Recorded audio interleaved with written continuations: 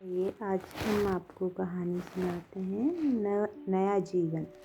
दोपहर के पश्चात का समय था। महाभारत के रचयिता वेद व्यास जी ब्रह्म नदी के तट पर बड़े ही उदास, बड़े ही खिन्न बैठे हुए थे। नदी कल कल स्वरों से बह रही थी। सामने पर्वत की चोटी पर बिछी हुई बर्फ के ऊपर सूर्य की सुनहरी किरणें खेल रही थी। पर्वत के नीचे वृक्षों पे कल कल कंठों से पंछी गा रहे थे। पर वेद व्यास जी के लिए प्रकृति का वैभव बिल्कुल ही निस्सार था। वे उदास मुख विचारों में खोए हुए थे। वेद व्यास जी ने अपने भीतर घुस के अपनी ही उदासी का कारण खोज रहे थे। वे सोच रहे थे कि उनकी तो किसी चीज़ में कोई आसक्ति नहीं, फिर उनके मन में ये खिन्नता किस बात के लिए। बहुत खोजने पे वेद व्यास जी कुछ खोज नहीं पा रहे थे। बहुत सोचने पर भी कुछ सोच नहीं पा रहे थे। आखिर उन्होंने सोचा, मन की ये उदासी इस तरह तो दूर होने वाली नहीं। इसे दूर करने के लिए आसन लगाकर बैठ गए। उन्होंने ध्यान में नेत्र बंद कर लिए। कितने क्षण बीत पाए थे, कुछ कहा नहीं जा सकता। सहसा नारद वीणा के तारों में मधुर स्वर लहरी में प्रभु की प्रार्थना का गान करने लगे। वेद व्यास का ध्यान टूट गया। उन्होंने नेत्र खोल के देखा तो वीणा बजाते हुए महर्षि नारद खड़े थे। वेद व्यास ने उठकर नारद को प्रणाम किया। उन्होंने बैठने के लिए आसन प्रदान किया। नारद जी ने आसन पर बैठते हुए वेद व्यास की ओर देखा। देखते देखते प्रश्न किया, वेद व्यास जी, आपके मुखमंडल पर ये उदासी क्यों? लगता है आप अधिक चिंतित हैं। वेद व्यास जी ने निश्वास छोड़ते हुए कहा, हाँ महर्षि, मैं उदास हूँ, बहुत ही चिंतित हूँ।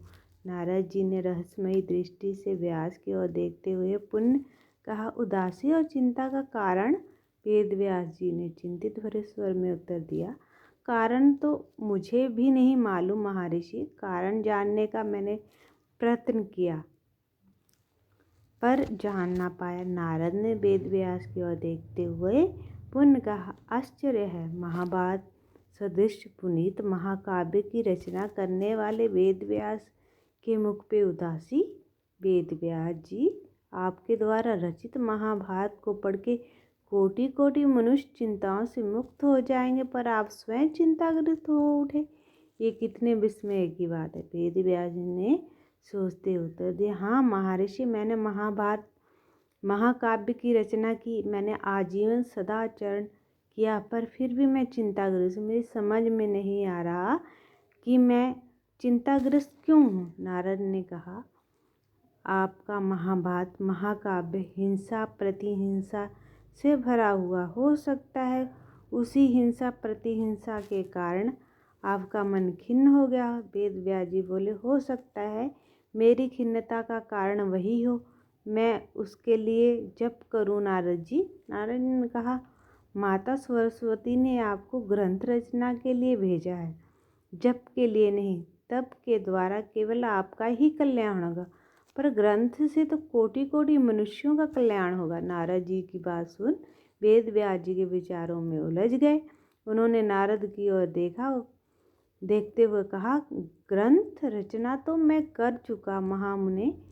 महाभारत से बढ़कर ग्रंथ में अब नहीं लिख सकता। नारद ने कहा, वेद व्यास जी, आपकी ग्रंथ रचना भी अधूरी है। आपने महाभारत की रचना की, पर अभी तक महाभारत के सूत्रधार चरित्र का गान नहीं किया।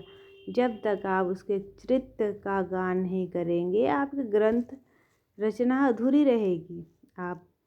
आपने उनके चरित्र का गान नहीं किया, यही आपकी उदासी का कारण भी है।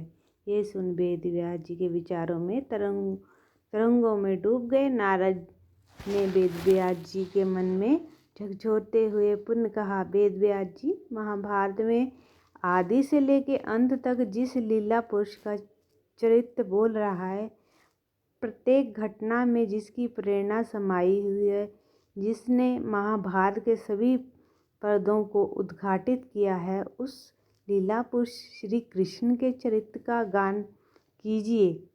उनके चरित्र के गान से ही आपकी खिन्नता दूर होगी।